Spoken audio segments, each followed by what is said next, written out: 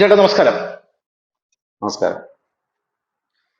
നമ്മൾ പണ്ട് പോലെ ചർച്ച ചെയ്തുകൊണ്ടിരിക്കുന്ന ഒരു കാര്യമാണ് അഖണ്ഡ ഭാരതം എന്നുള്ളതിനെ കുറിച്ച്. 2014 നരേന്ദ്രമോദി അധികാരത്തിൽ വന്ന ശേഷം ഈ അഖണ്ഡ ഭാരതം എന്ന് പറയുന്ന ആ ഒരു കോൺസെപ്റ്റിനെ കുറിച്ചുള്ള ചർച്ചകൾ കുറച്ചുകൂടെ സജീവമായി എന്ന് വേണം പറയാൻ.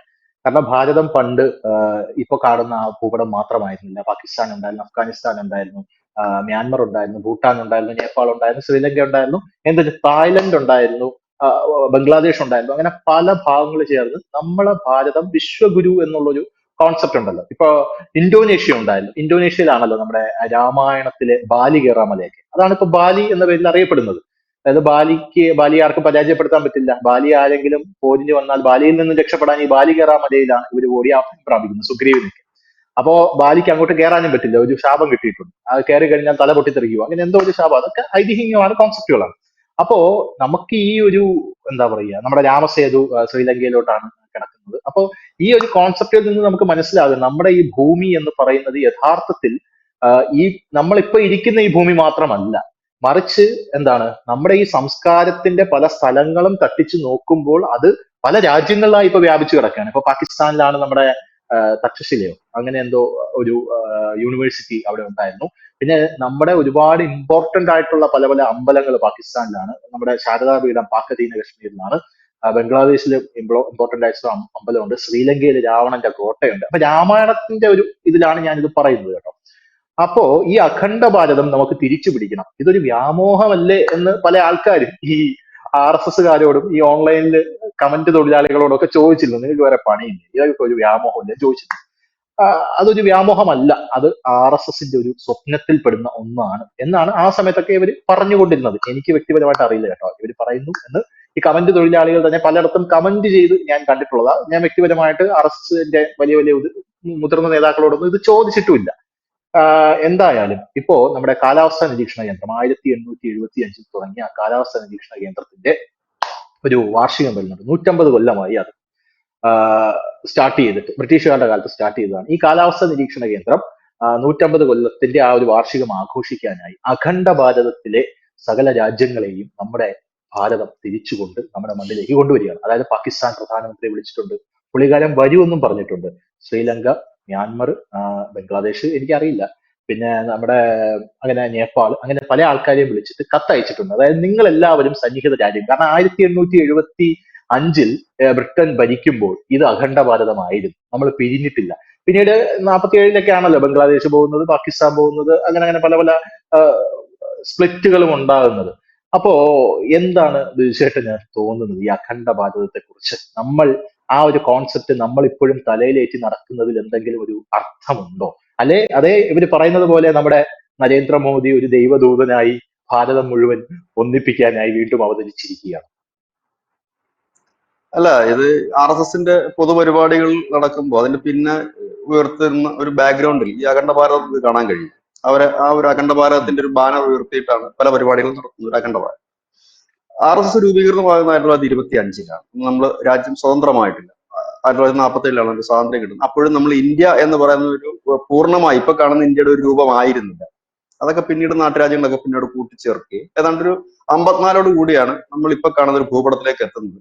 പിന്നീട് അതിനുശേഷം നമുക്ക് നമ്മുടെ തലയുടെ ഒരു ഭാഗം പോയി. അതാണ് പാക് അധിനിവേശ കാശ്മീർ പോകുന്നു, ബംഗ്ലാദേശ് പോകുന്നു, അങ്ങനെ പലരും പോകുന്നു, നമ്മളുടെ പാകിസ്ഥാൻ പോകുന്നു. എല്ലാവരും ഒക്കെ പോയതിനു ശേഷമാണ് നമുക്കിപ്പോ ഇങ്ങനെ കാണുന്ന ഒരു ഇത്. അപ്പോ എല്ലാ ഭാരതീയരും ആഗ്രഹിക്കുന്ന പഴയതുപോലെ അത് തിരിച്ചു വരണം എന്നാണ്. ഇപ്പം അങ്ങനെ ഒരു ചിന്ത കുറച്ചുകൂടി വർദ്ധിച്ചിട്ടുണ്ട്. അതിനൊരു കാരണം ലോകത്തെ വൻ ശക്തികളെല്ലാം അവരുടെ രാജ്യങ്ങൾ വലുതാക്കുന്ന ഒരു പണി തുടങ്ങിക്കഴിഞ്ഞു. ഇസ്രായേലിന്റെ ഏറ്റവും വലിയ മോഹം ഒരു വിശാല ഇസ്രായേലാണ്. അതിനുള്ള നീക്കങ്ങളാണ് അവർ നടത്തിക്കൊണ്ടിരിക്കുന്നത്. അതിൽ അവർ കുറച്ചൊക്കെ വിജയിച്ചു എന്ന് പറയേണ്ടി വരും. കാരണം ഗോലൻ കുന്നുകളടക്കം അവർ പിടിച്ചെടുക്കും, ലെബനന്റെ തെക്കൻ പ്രദേശം അവർ അധീനം വെക്കും. പക്ഷെ അവർക്കത് പൂർണ്ണതയിൽ എത്താൻ കഴിഞ്ഞിട്ടില്ല. അമേരിക്ക ഇപ്പൊ അതിനുള്ള ഒരു നീക്കം നടക്കുന്നു. കാനഡ ഞങ്ങളോടൊപ്പം ചേരൂ എന്ന് പറഞ്ഞുകൊണ്ട് കാനഡയെ കൂട്ടിച്ചേർക്കാൻ, ഒരു ഗ്രീൻലാൻഡ്, കാനഡ ഇതൊക്കെ കൂട്ടിച്ചേർക്കാൻ ഒരു ശ്രമം അവർ നടത്തുന്നു. റഷ്യക്ക് ഉക്രൈൻ കിട്ടിയാൽ കൊള്ളാൻ ആഗ്രഹമുണ്ട്. ഉക്രൈൻ പൂർണ്ണമായി കിട്ടിയില്ലെങ്കിൽ പോലും അതിന്റെ ഒരു കാൽഭാഗം കിട്ടിയാൽ മതി, അതെങ്കിലും കിട്ടണം എന്നൊരു ആഗ്രഹത്തിലാണ് റഷ്യ നടത്തുന്ന നീക്കം. ചൈനയാണെങ്കിൽ തായ്വാൻ അടക്കമുള്ള രാജ്യങ്ങൾ കിട്ടണം എന്നൊരു ആഗ്രഹത്തിൽ നടക്കും. പക്ഷെ ഇന്ത്യക്ക് അങ്ങനെ ഒരു ആഗ്രഹം നിലവിലില്ല. ഇന്ത്യ അങ്ങനെ ഒരു രാജ്യവും പിടിച്ചെടുത്ത് അഖണ്ഡ ഭാരതത്തിലേക്ക് പോകാൻ ഇന്ത്യ താല്പര്യപ്പെടുന്നില്ല, പെടുകയുമില്ല. അതിന്റെ കാരണം ആഹ് 1947 അവസ്ഥയല്ല ഇന്ന് ഇന്ത്യക്കുള്ളത്. അതുപോലത്തെ അവസ്ഥയല്ല മറ്റുള്ളവർക്കുള്ളത്. അത് നമുക്ക് കുറച്ച് വിശദമായിട്ട് എടുക്കാം. ഇപ്പോൾ ഉം, അമേരിക്കയ്ക്ക് സംബന്ധിച്ച് പറഞ്ഞാല് കാനഡ അവരുടെ കൂടെ ചേരുന്നതിൽ അമേരിക്കയ്ക്ക് ലാഭമേ ഉള്ളൂ.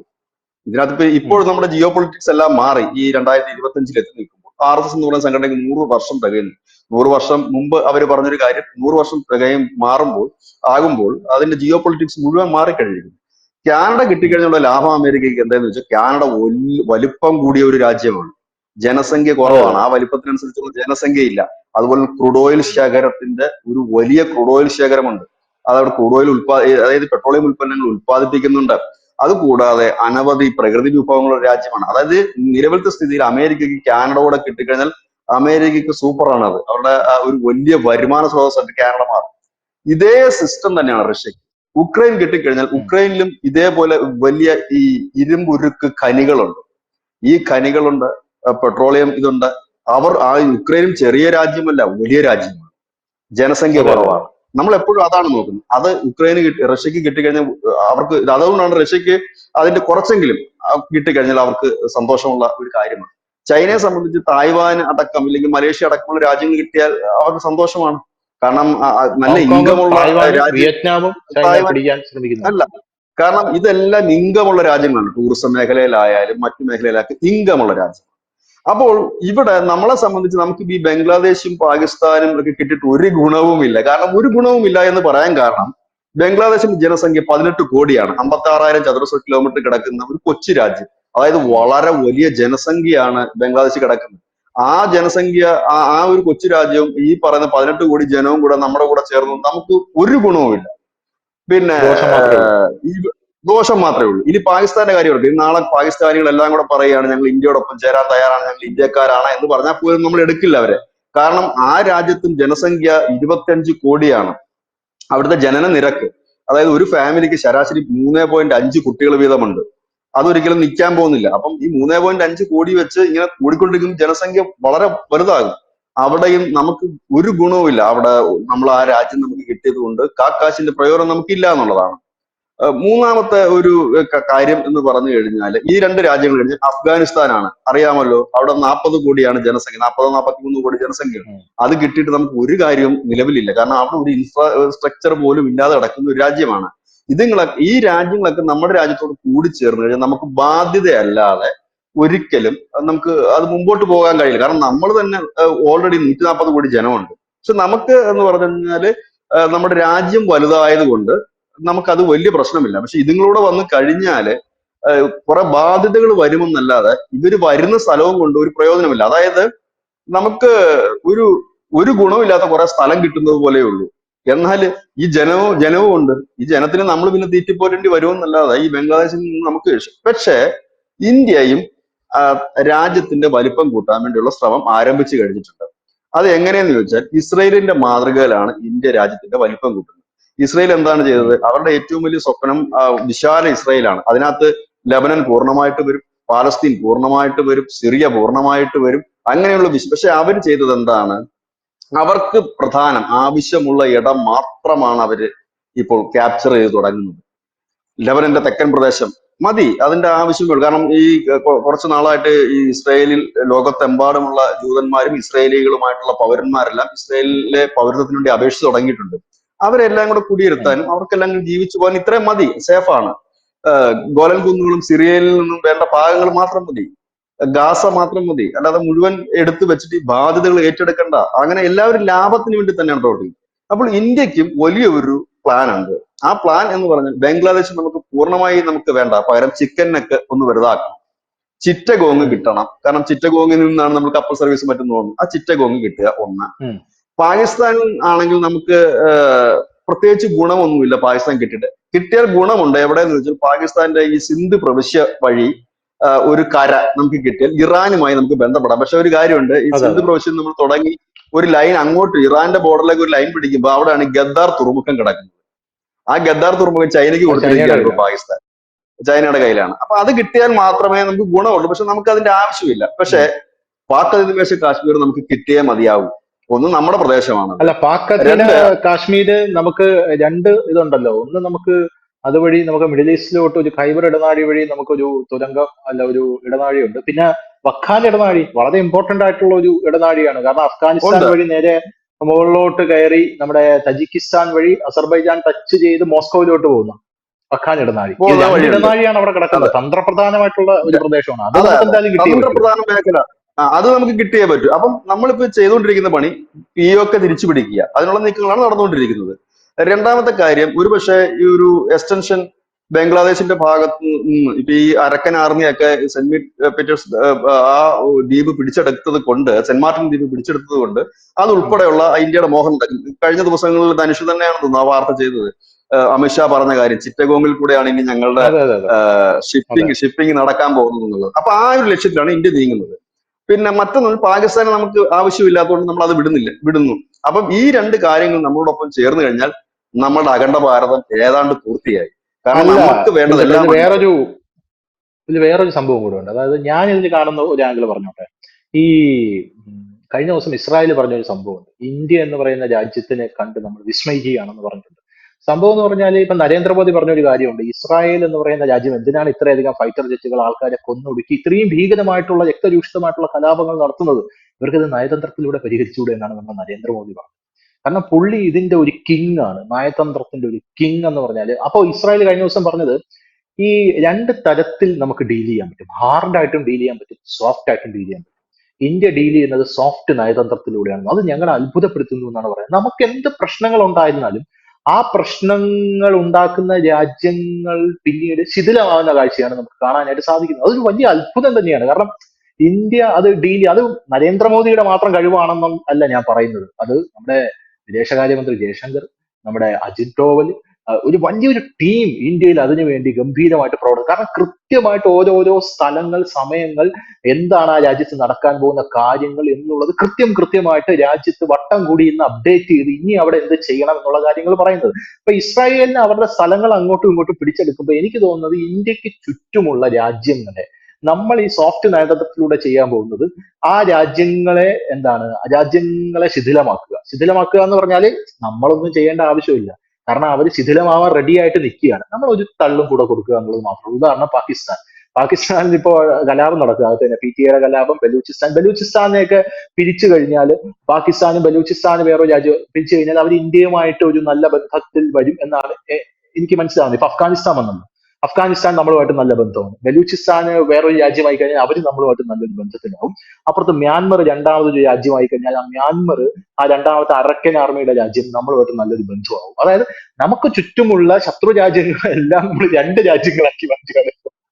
ആ രണ്ട് രാജ്യങ്ങൾ, അതായത് അവരെ നമ്മൾ ഇങ്ങോട്ട് സ്വീകരിക്കുന്നുമില്ല, എന്നാൽ അവരെ അവരായി തന്നെ നിലനിർത്തിക്കൊണ്ട് അവർക്കുള്ളിൽ രണ്ട് രാജ്യങ്ങളാക്കി നമ്മൾ നമ്മുടെ മിത്രങ്ങളാക്കി മാറ്റുന്ന ഒരു കാഴ്ചയാണ് നമുക്ക് കാണാൻ സാധിക്കുന്നത്. എന്നാൽ വേറൊരു രാജ്യങ്ങൾക്ക് ഇതിനെ തടയാനായിട്ട് സാധിക്കുന്നില്ല. സെയിന്റ് മാർട്ടിൻ ദ്വീപൊക്കെ നമ്മൾ സ്വപ്നത്തിൽ വിചാരിച്ചതാണോ നമ്മുടെ കയ്യിലോട്ട് വരുമെന്ന്?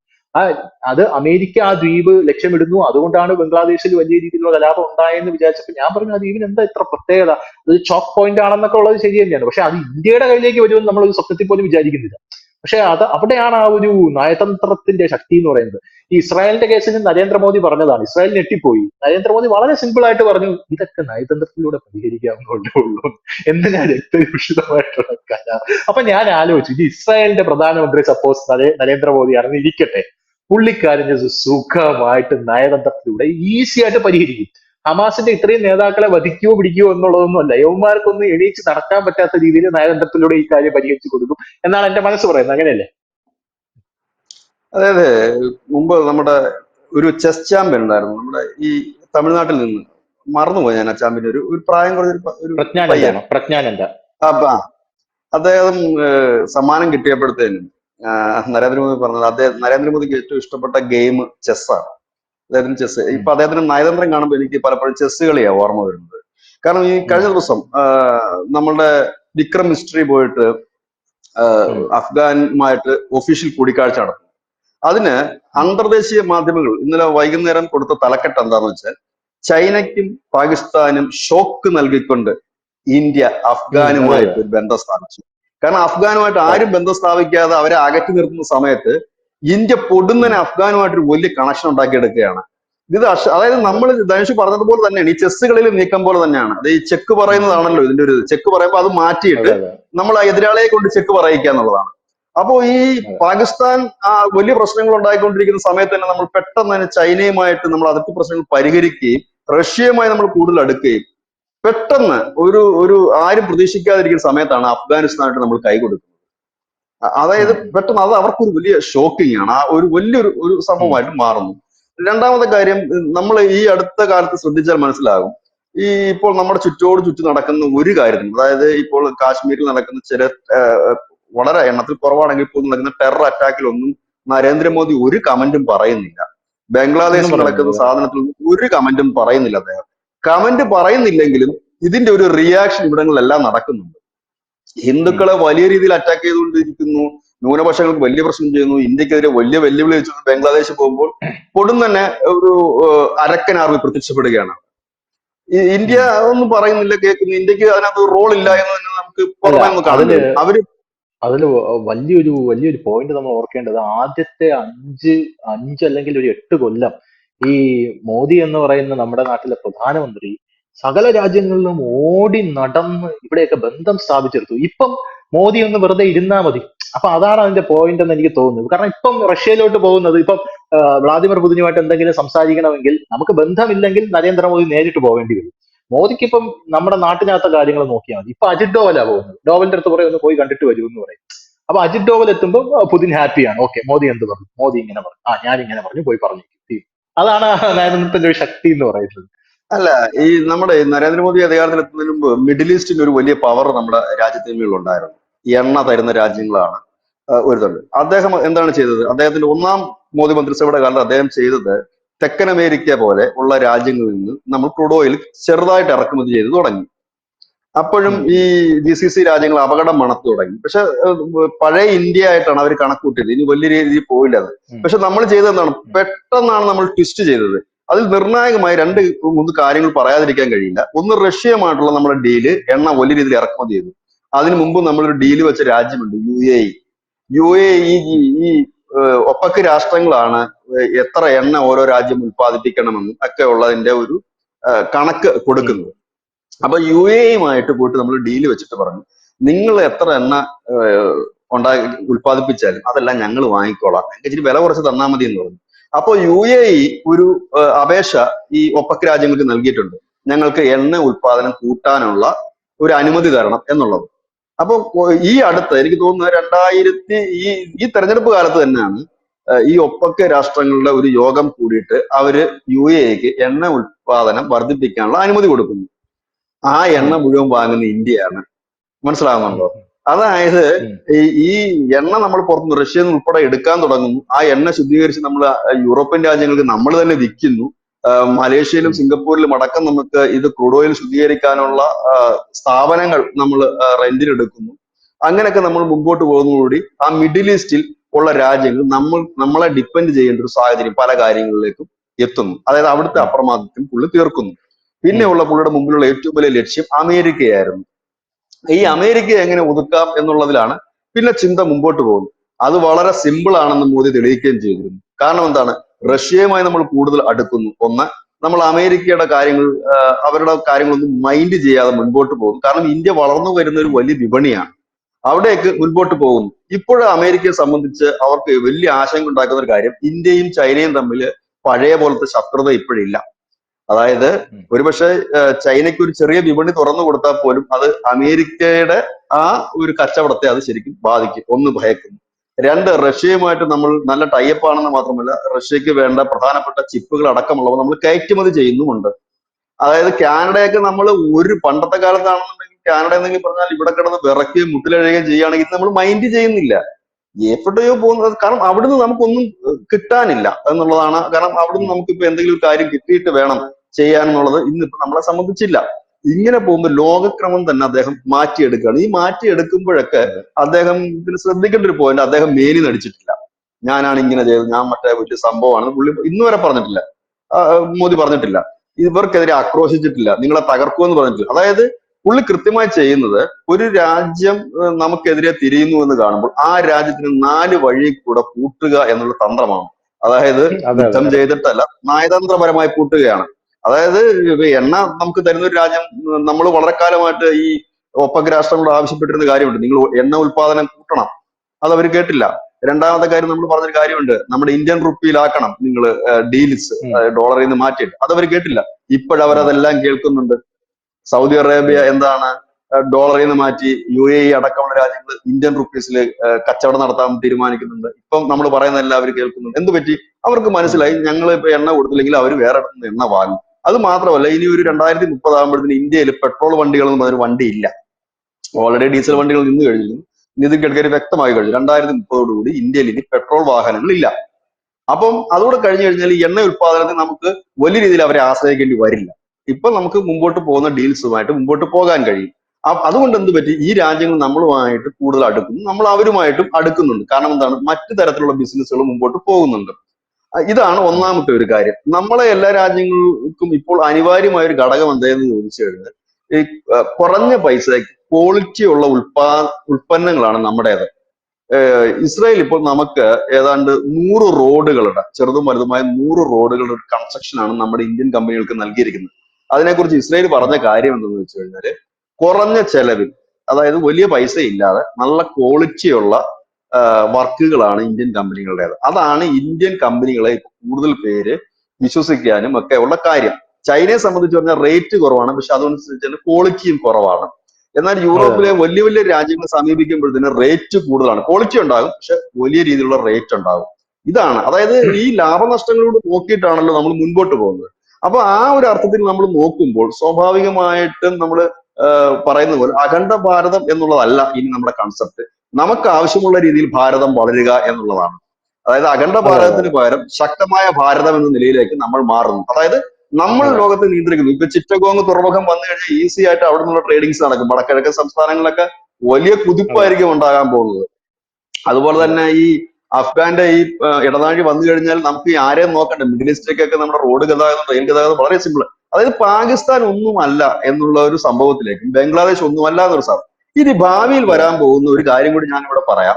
എനിക്ക് തോന്നുന്നത് ഉം, ആഹ് ഈ ഈ നമ്മളോട് ചിലപ്പം ചില രാജ്യങ്ങൾ ഇങ്ങോട്ട് ചേരാനായിട്ട് നിങ്ങളുടെ ഒരു സാമന്തന്മാരായി വന്നോട്ടെ എന്ന് ചോദിക്കുന്ന ചില രാജ്യങ്ങൾ വരും ഭാവി. അതിലൊന്ന് ഞാൻ നേപ്പാളാണോ? നോക്കുന്നത് നേപ്പാൾ വരാൻ ഒന്ന് സാധ്യതയുണ്ട്. രണ്ടാമത്തേത് ഭൂട്ടാൻ വരാൻ സാധ്യതയുണ്ട്. മ്യാൻമാർ വരാൻ സാധ്യതയുണ്ട്. ശ്രീലങ്ക വരാൻ സാധ്യതയുണ്ട്. കാരണം ഇവർക്കൊന്നും ഉം, ഈ ചൈനയുടെ അടുത്ത് പോയിട്ട് അവരുടെ ആ മുഷ്ടിക്കട അടിയിൽ നിൽക്കാൻ അവർ തയ്യാറാകുമെന്ന് തോന്നുന്നില്ല. ഒരുപക്ഷെ ഭാവിയിൽ ഉം, ഇതേ നിലയിലാണ് നമ്മൾ പോകുന്നതെങ്കിൽ ഭാവിയിൽ ഈ രാജ്യങ്ങള് നമ്മുടെ ഭാഗമാകുക എന്ന് വെച്ചാൽ, ഇപ്പൊ ഈ എന്താ പറയുന്ന അമേരിക്കയൊക്കെ ഒരു അവരുടെ എന്താ സ്റ്റേറ്റുകളെ പോലെ ഇത് നമ്മുടെ റൂൾസിന്റെ കീഴിൽ, അതായത് അവരൊരു സ്വതന്ത്ര രാജ്യമായിട്ട് ആ. നിൽക്കും. പക്ഷെ നമ്മളുടെ ഒരു അഡ്മിനിസ്ട്രേഷനും കാര്യങ്ങളും നമ്മുടെ നിയന്ത്രണത്തിലായിരിക്കും ബാക്കി കാര്യങ്ങൾ മുൻപോട്ട് പോകുന്നത്. അത് രാജ്യങ്ങളായിട്ട് തന്നെ നിൽക്കും, ആ ഭരണകൂടങ്ങളും പക്ഷെ കാര്യങ്ങളും. കേൾക്കുന്ന പക്ഷെ അവർക്ക് ആൾക്കാര് വിചാരിക്കും, ഓ പിന്നെ ഇതൊക്കെ എപ്പോഴാണ് നടക്കാൻ പോകുന്നത്, അങ്ങനെയാണ്. നമ്മളിത് ഇപ്പോഴത്തെ അല്ല, കാര്യമല്ല ഇതിപ്പോ പറയുന്നത്. നമ്മൾ ചിലപ്പോൾ ഒരു 100 കൊല്ലം, നാളെ ഒരു 150 കൊല്ലം വരെ അതൊക്കെ അത്ര കഴിഞ്ഞിട്ടുള്ള കാര്യം അല്ല പറയുന്നത്. ഇപ്പൊ അല്ല ഞാനൊരു കാര്യം പറയട്ടെ. 100ഒന്നും പോകേണ്ടി വരില്ല അത്. 1900 ആ 1947 നമുക്ക് സ്വാതന്ത്ര്യം കിട്ടിയത്. സ്വാതന്ത്ര്യം കിട്ടിയിട്ട് ഇപ്പൊ 75 കൊല്ലമാണ്. അത് 100 കൊല്ലം പോലും ആയില്ല നമുക്ക് സ്വാതന്ത്ര്യം കിട്ടിയിട്ട്. 100 കൊല്ലത്തിനിപ്പുറം എന്റെ അച്ഛനും എന്റെ അപ്പൂപ്പനൊക്കെ ജീവിച്ചിരുന്നത് വേറൊരു ഇന്ത്യയിലാണ്. ആ ഇന്ത്യയിൽ നിന്ന് ജനാധിപത്യ ഇന്ത്യയായിട്ട് ഇന്ന് ഈ ഇന്ത്യ ഇന്ന് നാളെ വേറൊരു ഇന്ത്യ ആവാനായിട്ട് വലിയ സമയമൊന്നും വേണ്ട. ഒരു 10 കൊല്ലോ ഇല്ല ഇല്ല. 25 കൊല്ലോ മാത്രം മതി, അല്ലേ? അത്രയും മാത്രം മതി. അതെ അതെ ഇപ്പൊ എന്താ, ആഫ്രിക്കക്കൊക്കെ ഈ ഇടയ്ക്കാണ് ബ്രിട്ടൻ സ്വാതന്ത്ര്യം കൊടുത്തിട്ട് പോയത്. അതെ ഈ അതെ ഇടയ്ക്കാണ് അതെ നെൽസൺ അതെ അതെ. മണ്ടേല സ്വാതന്ത്ര്യം കൊടുത്തിട്ട് പോയത്. നമുക്ക് അല്ല, സ്വാതന്ത്ര്യം കിട്ടിയ ബംഗ്ലാദേശും 71-ലല്ലേ വെറും, വരുന്നത്? അതെ അതെ, വെറും 75 കൊല്ലം മാത്രമേ. ബംഗ്ലാദേശിന് 71. അതിന് മുമ്പൊക്കെ ഈ രാജ്യങ്ങൾ എന്ന് പറഞ്ഞാൽ ജനാധിപത്യം ഇപ്പോഴും ജനാധിപത്യം എന്താണെന്ന് അറിയാത്ത രാജ്യങ്ങളുണ്ട്. ഇല്ല ഇല്ല അപ്പൊ ഇല്ല നാളെ ഇല്ല. ചിലപ്പോ ഇന്ത്യ ഏത് രീതിയിൽ മാറുമെന്ന് അറിയാനായിട്ട് സാധിക്കില്ല. ഇത് കേൾക്കുന്ന ആൾക്കാർക്ക് ഇങ്ങനെയൊന്നും സംഭവിക്കില്ല, അങ്ങനെയൊന്നുമില്ല. രാഷ്ട്രീയത്തിൽ അസംഭവ്യമായിട്ട് അല്ല ഒന്നും ഇല്ല എന്നുള്ളതാണ്. നമ്മളിപ്പോൾ ചർച്ച ചെയ്ത കാര്യങ്ങൾ സംഭവിക്കാൻ വലിയ സാധ്യത ഉള്ളത് തന്നെയാണ്. എന്നുള്ളതല്ല, ശക്തമായ ഭാരതം എന്ന നിലയിൽ ഈ ഉം, ചിറ്റഗോങ്ങിന്റെ കാര്യത്തിലായാലും ചിക്കൻ നെക്കിന്റെ കാര്യത്തിലായാലും പിയോക്കയുടെ കാര്യത്തിലായാലും അധികം വൈകാതെ സംഭവിക്കാൻ പോകുന്ന കാര്യങ്ങളാണ്. ഈ അമേരിക്കയെ സംബന്ധിച്ച് പറഞ്ഞാൽ അവർക്കും ഒരു എക്സ്റ്റൻഷൻ ആവശ്യമാണ്, അല്ലെങ്കിൽ അവരുടെ വികസനമുണ്ട്. അവരും വലിയ രീതിയിൽ രാജ്യങ്ങൾ പിടിച്ചെടുക്കുന്നതിനല്ല അവർ ശ്രമിക്കുന്നത്. അവർക്ക് വേണ്ട കാര്യങ്ങൾ, അവർക്ക് പ്രോഫിറ്റ് ഉണ്ടാകുന്ന കാര്യങ്ങളാണ്. റഷ്യയും വേണമെങ്കിൽ റഷ്യക്ക് ചെച്ചിനിയെയും അവരുടെ കയ്യിൽ നിന്ന് പിരിഞ്ഞു പോയ എല്ലാവരെയും പിടിച്ചു വെക്കാൻ മേലെ അവരിത് ചെയ്യുന്നില്ലല്ലോ. അവർക്ക് വേണ്ടത് ഉക്രൈനെ കണക്ക് വലിയ വിസ്തൃതിയുള്ള ഒരു രാജ്യം, ജനസംഖ്യ കുറഞ്ഞ ഒരു രാജ്യം, അവിടെ ഒരുപാട് എന്താണ് പറയുന്നത്, പ്രകൃതി വിഭവങ്ങളും ഇരുമ്പ് ഉരുക്ക് അയിരുകളുള്ള ഖനികളും ഒക്കെ. അപ്പം ലാഭം നോക്കി തന്നെയുള്ള ശക്തമായ രാജ്യം. അതാണ് ഇനി നമ്മുടെ അഖണ്ഡ ഭാരതം എന്നുള്ളത് മാറി ശക്തമായ ഭാരതം എന്ന നിലയിലേക്ക് വരുന്നു. അതായത് പി ഒ എന്നുള്ള കെ ഒരു കോൺസെപ്റ്റിലേക്കാണ് ആ എന്നുള്ള കോൺസെപ്റ്റിലേക്കാണ് നമ്മളിത് ഇനി വരുന്നത്. പോകാനായിട്ട് പോകുന്നത്. അപ്പൊ നമ്മൾ അഖണ്ഡഭാരതത്തിൽ തുടങ്ങിയ ചർച്ചയാണ് നമ്മൾ പല പല രാജ്യങ്ങളിൽ കയറി ആ രാജ്യങ്ങളിലുള്ള കാര്യങ്ങളൊക്കെ വിശദമായിട്ട് ചർച്ച ചെയ്ത് എന്തായാലും ഗംഭീരമായി. ഓക്കെ വിജേട്ടാ, താങ്ക് യു സോ മച്ച്.